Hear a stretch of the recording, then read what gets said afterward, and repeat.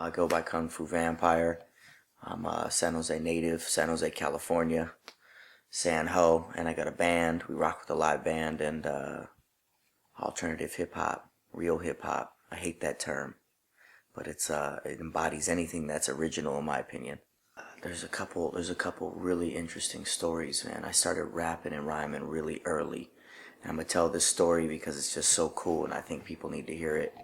Basically, I started being influenced by music at the time that I was listening to Kool Moe Dee, Houdini, all the pretty much, I don't want to say the originators of hip hop, but those second people, not the Cool Hercs, but the Kool Moe Dees, the Houdinis, and the Curtis Blows. Those were the three that really stick out in my mind that influenced me. And when I was listening to those, at the same time, I was listening to Anthrax, Metallica, The Doors, Led Zeppelin, at the exact same time. So you see me like, going to a hip hop concert with a Metallica shirt on or something. And there wasn't a lot of people that were into both of those styles.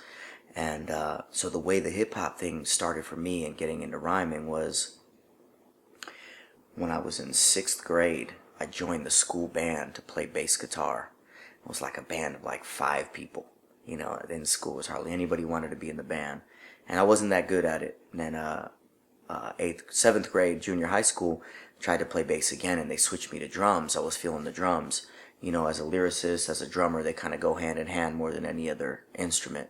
So quickly on the drums, I started playing hip hop beats and metal beats, rock and roll beats, and the teacher would like stop the class and be like, "Hey, you're not playing the right thing.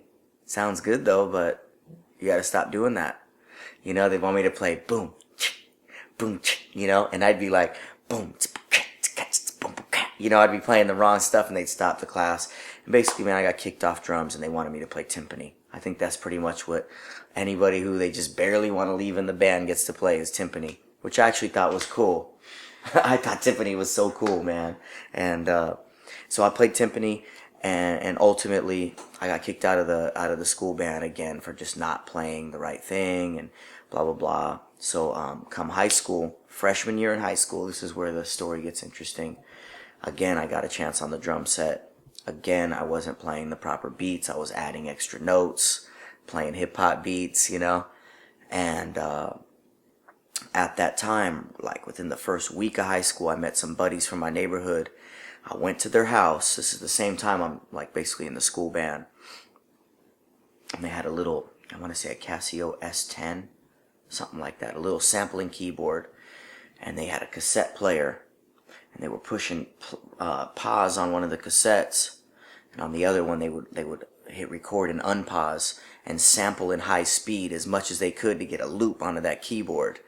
And they were doing kind of like so loops, and I'd come over there and they'd be just looping the same thing. You know what I mean? And I came over and I was like, "Hey, you guys ever heard of DJ Magic Mike?" And they were like, "What?" And I was like, "It's bass music. It's pretty dope, So we started sampling bass and just playing it on the keyboard, low bass, boom, boom, big ass speakers. And at that time, I was just really into hip hop and stuff and into drumming. So we right away, I was like, let's start a hip hop group, And pretty much the week after that, teacher yelled at me again. My teacher was super just mean. If it wasn't about her school band, she didn't want to hear it. And I basically, man, she stopped the class, super embarrassed me in front of everybody. I stood up on the drum set from the back of the room, and I threw a stick at her head. She dodged the stick, and just her face turned purple, and she said, you're going to get expelled. Leave my classroom. You're done. You're out of the band. And I was like, I started my own band. Fuck you. Like literally in front of 40 people in class. Half of them were clapping. I mean, it was just an epic moment. My teacher at the time, she was like, the school teacher was like 6'2". I'm not joking. 6'2" from North Dakota, had this heavy North Dakota accent, and that nobody liked her. She was super young and just mean, and just it was just a cool, like, rebellious moment in my career.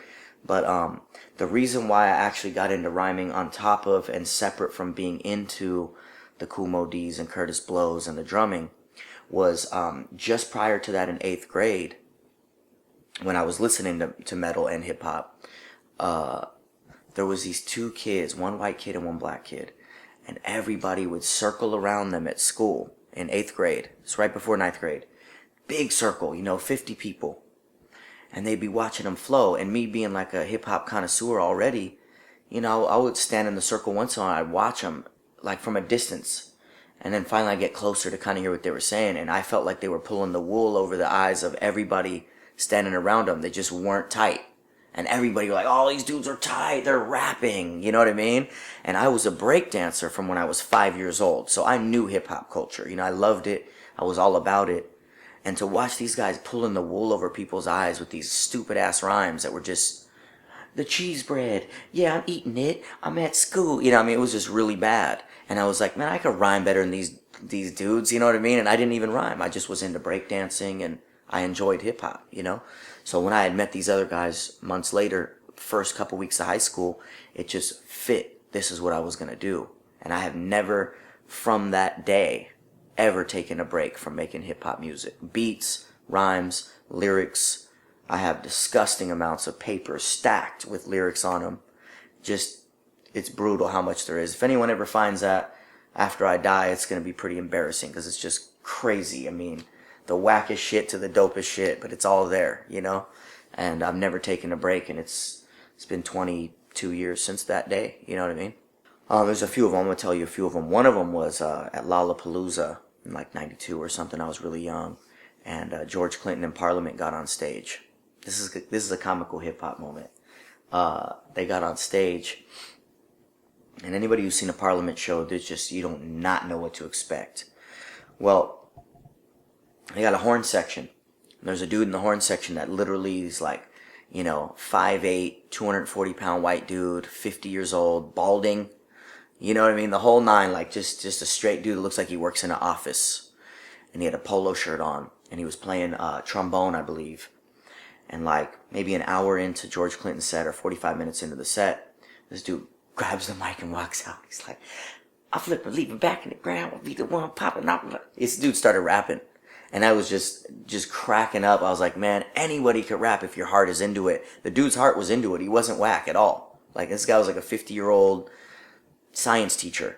It could play trombone. He was playing trombone in Parliament. They gave him the mic. He came out and busted. The whole crowd went crazy. So that was like an early, like, wow moment, like made me say like anybody can do hip hop if your heart's in it. And then another moment that was super dope was seeing Cypress Hill. I saw Cypress Hill like at a side stage in the Shoreline Amphitheater. And dude, those dudes were like super buff back then. You know what I mean? It was like a summer day. They were super buff. Be Real had like an afro this big. And they were rapping about shit I'd never heard in my life. 92, and these guys are rapping about like killing people with AK-47s while smoking a joint. It was like the weirdest, it was like, what is he's talking about smoking a joint and killing people right now? This is new. This was different. It was, the beats were like, every beat was a stand-up bass. You know what I mean? It was like, the crowd would go crazy. People were crowd surfing during hip hop. The next beat would start and it'd be like doo doo doo doo doo, and that shit was just so dope. You know what I mean? And like, it was so different, and people don't even realize Cypress Hill started a whole generation of just greatness. And I don't know, like the Vinnie Paz's, the La Coca Nostras of today, the Ill Bills, the Necros, that's all from Cypress Hill, in my opinion. It all kind of evolved from that, and it was just cool to see that. And I witnessed that, at that concert, seeing him dive out into the crowd, young Be Real in his 20s, you know what I mean? Crowd surfing to hip hop while he's rapping with the shirt off, and I just love the wildness of it, you know what I mean? So that was a pretty good, like, memorable hip hop moment. They just always support what I did, but, some stuff they didn't, they tripped out on, you know what I mean? My music was always like harder and darker, I come from like a mixed background, not a rich kid, not a poor kid, lived in bad neighborhoods, lived in okay neighborhoods. It was always like, I saw it all, culturally, and I was raised by my mom and my stepdad, and then I also have a biological father, and they're totally different lifestyles, and what he would expose me to, I don't even think my mom and stepdad even realized, when biological dad would pick me up, it was it was about bike gangs and drugs and teaching me to box and pit bulls and shooting guns and seeing stuff I shouldn't have seen, you know what I mean, like at a young age. And And then at home, it was like good influence. They supported me, fed me good food. It was like a real, I think it was a balance, So, they were a little weirded out about the material, but I don't think they ever shunned away from it or tripped on it because we weren't really lying about what we were talking about, and the drug, talking about drugs and stuff too, and they knew we were doing, dabbling in that, like weed and stuff as a young teenager, But they always supported me, but they never went to a show until like about 15 to 18 years in the rap game. They never came to a single show, and then all of a sudden, man, I think I was playing at a San Jose Museum of Art, my hometown, San Jose. It's like 2005. They came. You know what I mean? They brought friends. They showed up and were like, "Yo, what up?" You know what I mean? And then we played at this thing called Day on the Meadow with some really big rock bands. Mirror in the Bathroom. English Beat. Is that the English Beat? Yeah, English Beat. They sing that. It's like they were, I guess, I want to say late 70s and 80s, but definitely a 80s new wave type, rock band. We played with them, and my whole family came. And this is like daylight festival. They pulled up chairs and umbrellas and brought their cooler, and they saw the show. So from then on out, for a few years, they came to shows and wore my shirts and stuff. So it's cool, My drummer and engineer Chris Paxton said earlier, it's just been a constant, like, you know what I mean? It's just like there's always something cool going on, and that's the inspiration. And like I was doing it a long time, being inspired by my life, being inspired by the sound. The sound was inspirational to me, like doing this gothic, and that's not all we do, but it was like that big operatic, oh, and adding rhymes to it, and that was inspiring. I was inspired by what we were doing, you know what I mean? And then that stayed inspiring, but then it got to a point where, like, I knew what I was doing was fire. Like, I never really knew that. I always just strive to be the best and do what I like. But I knew at a certain point in the last few years, like, I'm undeniably dope, and it is what it is. And that was inspirational. And then it didn't die off at all. That was cool. And then once it started to seem like it was going to plateau, then we had this huge fan base, and then that's a different level of inspiration. So to go to a show, like tonight, we rocked a show, 200 miles from where I'm sitting right now. And we rocked that show, and then I check online, and people are twittering me like, "Yo, man, you're an inspiration. You're killing it. You're going to go somewhere. You're respectful and classic. I love what you do." That just like pumps me up. You know what I mean? It just makes me want to go hungrier, work out harder, have a better set. You know what I mean? A better performance, better songs, drum solos, new instruments. We just want to take it to that next level. And I think the inspiration is that there is a lot of great hip hop out there. And some rich 78-year-old Jewish dude at some company is dictating the hip hop that the world is hearing right now. And it's disturbing. And I'm trying to like be one of those people that continues to make intellectual, classic, amazing stuff. And I want it to be heard, and I need it to get out there, and need people to feel it, so we can stop letting this dumbed down garbage be like what enters the radio waves. You know what I mean? Try to make people look stupid. Try to make hip hop look stupid. I'm tired of hearing people say, "There's no good hip hop these days."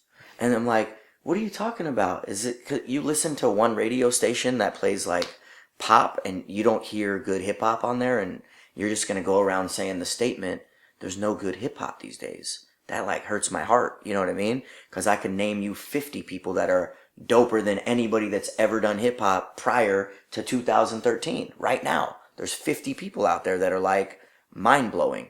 I don't even want to start naming names because there's too many.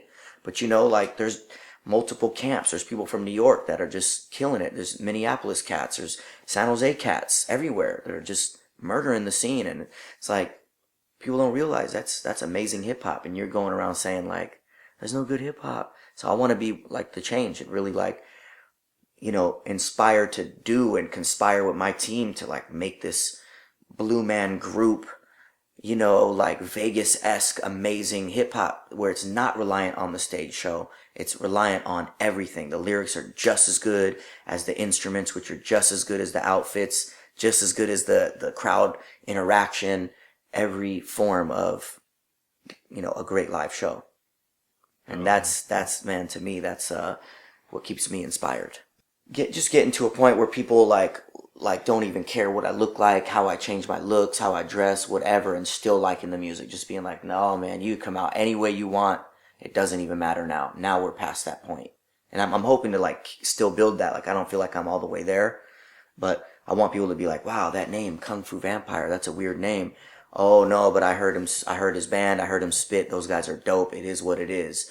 And, and overcoming the thing that I think we've overcome, or we are in the midst of overcoming, is people associating the name Kung Fu Vampire with the dope band, with the dope lyricist, with somebody that they admire, not, oh, that's a weird name. Oh, yeah, Kung Fu and Twilight, and, just really ridiculous things that don't apply to what I'm doing. So overcoming that to where people go, oh, Kung Fu Vampire, that's that lyrical, dope hip hop, that live band shit. That's a nice hump that we're getting over now. People don't care. The name isn't so weird anymore. People are like, yeah, that's some verbal kung fu and some neck biting lyrics. You know what I mean? Or however you want to say it. It's something that's hard to overcome when you got like what I think is a really unique and cool name. There's probably 10% of people that think it's the worst name on the planet. A real legacy. I want people to be able to say, man, they changed hip hop. They brought something to the table. They may not have been, because of my age, I'm young still, and like I didn't come out in 84 or something, so I can't say that I started some certain type of thing. I got to a point where I realized like trying to do what I was trying to do, which was like live band, dark electronica, opera, symphonic hip hop. There's already other cats doing it now. I might have been the first one doing it, but I'm not going to try and claim that like I started this, I started that, I started this sound, that sound. I came to grips with myself recently and just said, there's no way in the time that we're in 2013, I'm going to be able to say like I started this or started that. I'm comfortable with knowing like I'm not starting anything. I'm not the full-blown innovator of something. I'd rather just be the future and the truth of something. You know what I mean? And if that means just like raising the bar, I want my legacy to be known as somebody who raised the bar. You know what I mean? And like people who go, wow, he's got songs about this far left topic, about politics, about the state of the country or the world, and he's got topics about necrophilia. You know what I mean? And everything in between, and stuff people can relate to and stuff people just cannot relate to.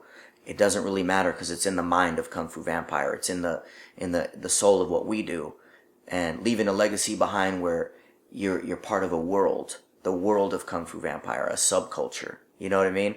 Not just, oh, he started a genre or a style, or he was a good performer. I want people to be able to 50 years from now enter our world and bring up our videos and our movies and our documentaries and things that we're doing, and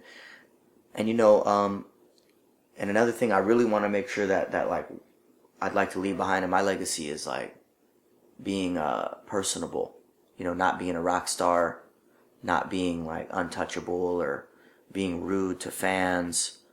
I'd like us to be known as somebody classy, and I it's easy to do because I think we are. You know what I mean? And just strive to be real people that make hip hop music, not a rapper who might fly off the handle if you say something weird to him. I want to be who I am, which is just easy going, man. Like water, Bruce Lee status. You throw some negative words towards me, I'm just gonna throw some positive words towards you or ignore it, and that'd be a great legacy for me to leave behind. Currently, we got the Love Bites album, engineered, mixed, and recorded by my drummer Chris Paxton. It's got so many flavors on it. I'm so proud of the record. It took a few years to make. We were busy touring. We've done 9 tours in the last 3 years, national tours. We're on one right now, and I really want people to pick up the Love Bites album. You can download it for free on a torrent if you're that kind of cat. iTunes. We appreciate if you do it through that. Our website, kungfuvampire.com. And one thing we're doing for this album that we're striving to do, that we're in the midst of doing, is we're shooting a video for almost every song on the album. And they're all going to connect in a storyline, not in order that they're released, but at the very end, we're going to show you the order. So we just released Love Bites. There's a video right now called Love Bites. We're super proud of it. It's the title track. It's up on YouTube right now. Check out Kung Fu Vampire, Love Bites. and that's one of the videos. It's not part one. You know what I mean?